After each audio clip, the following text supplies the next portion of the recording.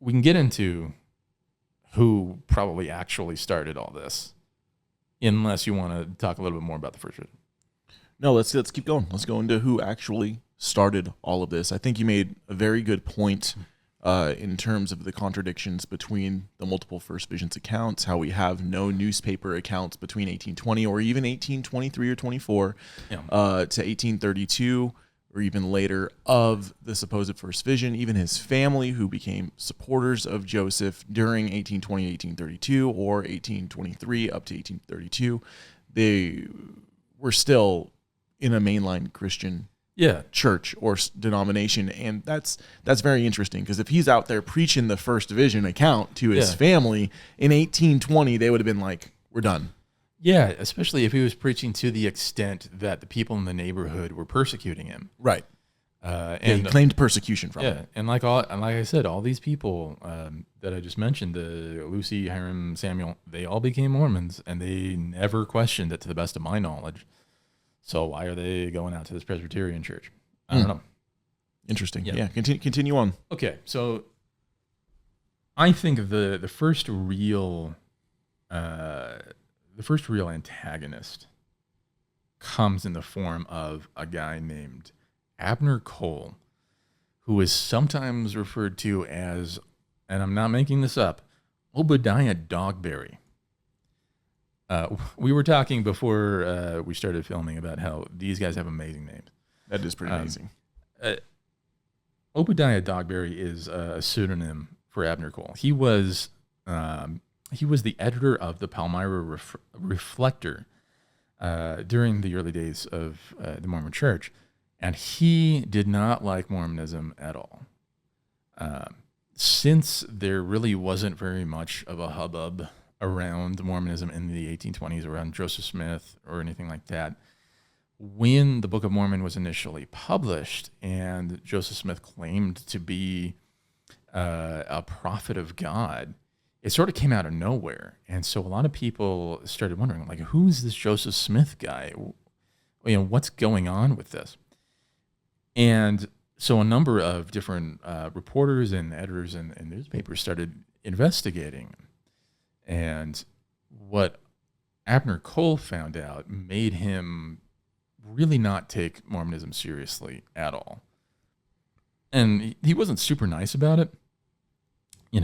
That's why he went to his Obadiah Dogberry kind of a persona. Yeah, he went to that whenever he was reporting on something that like he thought was just ridiculous. And that's not even really speaking loosely. He actually went so far as to publish a kind of satire of the Book of Mormon, like a couple of chapters of it, where he was just clearly mocking the Book of Mormon, just ludicrous kind of stuff.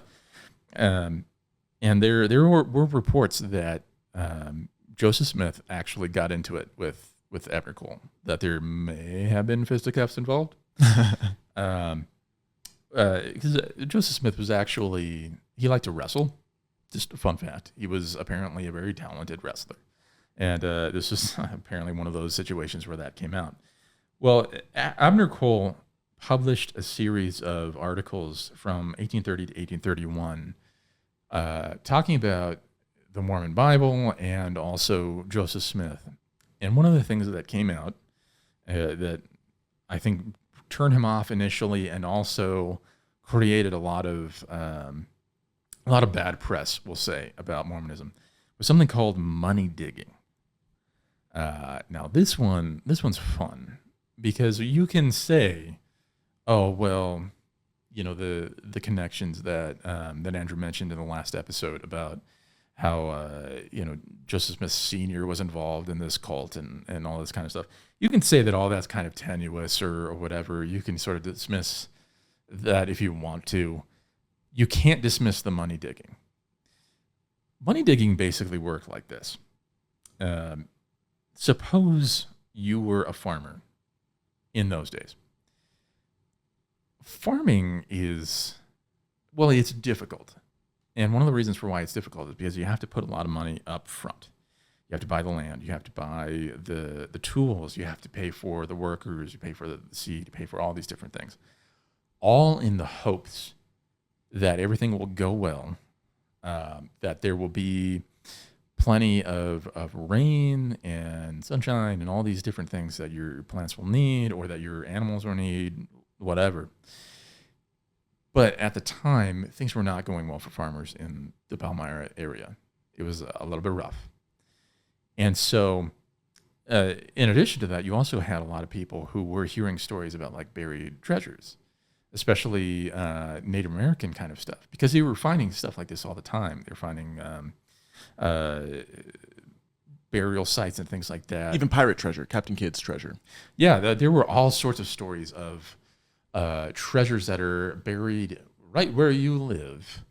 And so people naturally, they had on the one hand, the poverty that was driving them to maybe say, well, I think this is kind of ridiculous, but man, I don't really have a lot going for me right now. I don't think this farming thing is going to work out. Maybe it's worth just taking this little bit of a risk, paying a little bit of money. Who knows? Maybe we'll find something. You got that on the one hand, and then you also have all these stories about like buried Spanish gold and like El Dorado kind of stuff. I could be just one dig site away from being the richest man in the world. And, that's enticing to a lot of people. So basically the way it would work is that somebody would show up at your house and would say, I have this amazing spiritual ability. I can detect when magic has been used. And not only that, but I can see through stuff. And wouldn't you know it, I was just passing through this town and I just felt this strong pull to your farm and your property. I think there is buried treasure on your farm somewhere. And I can use my spiritual abilities to look through the dirt and to find where this treasure is located for a small stipend, which is reasonable. $10 a month. I can go all over the place and look on your property and try and find these things. And then, of course, you, like any con, you try to make it last as long as possible. But sooner or later, of course, you're never going to find the treasure, and you have to find some way to extricate yourself. That's basically how money digging went. You would come up with some reason, like you would find a spot where you would say, oh yeah, the treasure's right here. And then the person would start digging and inevitably they wouldn't find anything, or maybe they would find something that you can use to be like, oh, okay, well, this is a sign that like the treasure was there. This was a piece of it, but there is a magic power protecting this treasure that's making it so that when you get close, it just magically disappears and reappears somewhere else. There was all this kind of stuff going on. And yes, absolutely, Joseph Smith was involved in this kind of process. And this has been something that was mentioned by a lot of different witnesses, many of whom are credible, very credible.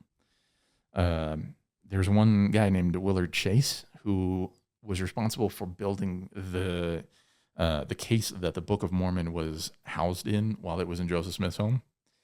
And he was, he was closely associated with the Smith family. He was like hearing all this kind of stuff about the Golden Bible and all this kind of. I think that was their neighbors. Yeah, they were really closely associated, and so they were like, Willard Chase had heard all these things about the Smith family being involved in money digging. Martin Harris said something similar. He's going to be important in just a minute. Joseph Smith Jr. himself actually said at one point that he was involved in money digging. In fact, this was in the form of this sort of FAQ that he sent out to the Mormons through one of his official church newspapers. And in Mormonism, an official church newspaper, that's as good as scripture.